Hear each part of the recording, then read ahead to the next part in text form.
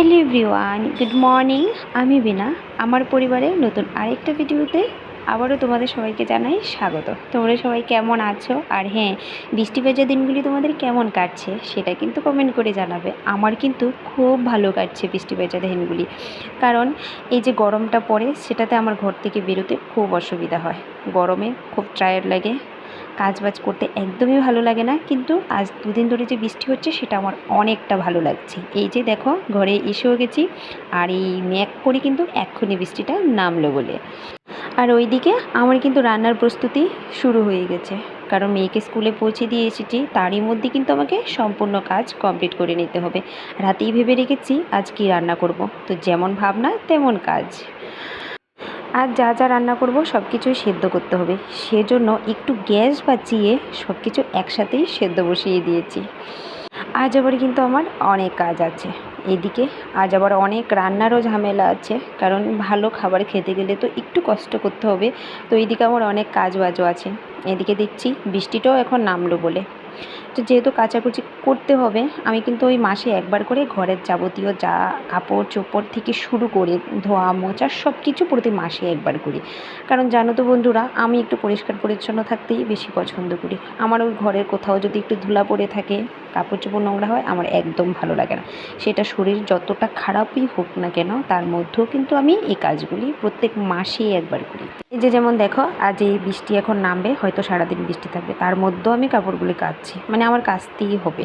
সেজন্য বৃষ্টি যেহেতু আছে, তাই ভাবলাম কি পাতলা পাতলা যে কাপড়গুলি, যেমন পর্দার কাপড়, এগুলি তো পাতলা, রৌদ্র না উঠলেও মানে কিছুক্ষণ ছড়িয়ে রাখলে জলটা টেনে গেলেই কিন্তু শুকিয়ে যাবে। সেই কারণে পাতলা পাতলাগুলি আগে চুবিয়ে রাখছি। ওইদিকে কিন্তু আবার সেদ্ধ বসিয়ে এসেছি, তার সাথে আমি ভাতটাকেও বসিয়ে দিয়েছি। রান্না করতে করতে এদিকে ঘরে যাবতীয় অন্য যা যা কাজ আছে সেগুলোও কিন্তু আমি প্রতিদিনই সেরে নিই। শুধু যে রান্না করে রান্নাঘরে বসে বসে সেটা কিন্তু না, রান্নার সাথে সাথে সব কাজই কমপ্লিট করে নিই, কারণ আমার ঘড়ি ধরার টাইম, মানে টাইম দেখেই সব কাজ কমপ্লিট করতে হবে, এটা আমার রোজকার। কারণ 11টার মধ্যে আমার ঘরে যত কাজ আছে, স্নান থেকে শুরু করে এভরিথিং কমপ্লিট করতে হবে। এই তো সেদ্ধ হয়ে গেছে, এখন কলার খোসাগুলি ভেজে নেব, তারপর এটাকে বাটবো। আর তারই মধ্যে দেখো কারেন্টও চলে গেছে, ওই যে বললাম বৃষ্টি নেমে গেছে। এই যে কারেন্টের একটা সমস্যা, রান্না করতে আসলে খুব সমস্যা হয় বন্ধুরা, কারণ আমি যেহেতু যে জায়গাটাতে রান্না করি ওই পাশটাতে জানালা নেই, সেখানে কারেন্ট চলে গেলে আমার খুব অসুবিধে হয়, যার জন্য আজ ভালো করে তোমাদের সাথে ভিডিও করে কিছু শেয়ার করতে পারিনি। আমার কিন্তু রান্না এখন সম্পূর্ণ কমপ্লিট, শেষটাই কিন্তু তোমাদের সাথে শেয়ার করছি। কারণ ওই যে কারেন্ট চলে গিয়েছিলো, কারেন্ট কিন্তু প্রায় 10-15 মিনিট পরে এসেছে, অনেকটা সময় নষ্ট হয়েছে কারেন্ট চলে যাওয়াতে। এদিকে বাটাটাও করে নিয়েছি, সব রান্না শেষ করে এখন ওই কাপড় চোপড়গুলি যে ভিজিয়েছিলাম সেগুলিকে এখন ধুয়ে রেখে দেব। দেখতেই পাচ্ছ ওই খানিকটা দেখা যাচ্ছে সাইড দিয়ে যে বৃষ্টি পড়ছে, যখন বৃষ্টি কমবে ওই ছাদে একটু ছড়িয়ে দিয়ে আসবো, জলটা টেনে যাবে। সব কাজ শেষ আমার। এই তো এখন বেরোবো, সৃজাকে আবার আনতে যেতে হবে। বৃষ্টি তো পড়ছে বাইরে, অনেকটাই বৃষ্টি কমেছে, তারপর আমি রেনকোট জুতো এগুলি নিয়ে নিয়েছি, কারণ ওই স্কুল সক্স শু এগুলি পরে আসলে বৃষ্টিতে না ভিজে যায়। আর রৌদ্র কবে ওঠে তার তো ঠিক নেই, কাল তো আবার ছুটি, মানে হলিডে ছুটি আছে।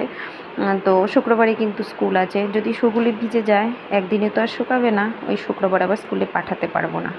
সেই জন্য সব আসার সময় নিয়ে এসেছি। দেখতেই পাচ্ছ স্কুলে চলে এসেছি, শুধু ছাতা দেখা যাচ্ছে, ছাতা। এই তো সৃজাকে জুতো রেনকোট পরিয়ে দিয়েছি, এখন ওকে নিয়ে বাড়ি যাব। তোমাদের আজকের ভিডিওটি কেমন লেগেছে অবশ্যই কমেন্ট করে জানাবে। যারা এখনও পর্যন্ত ভিডিওতে অ্যাক্টিভ আছো তাদেরকে জানাই অসংখ্য ধন্যবাদ।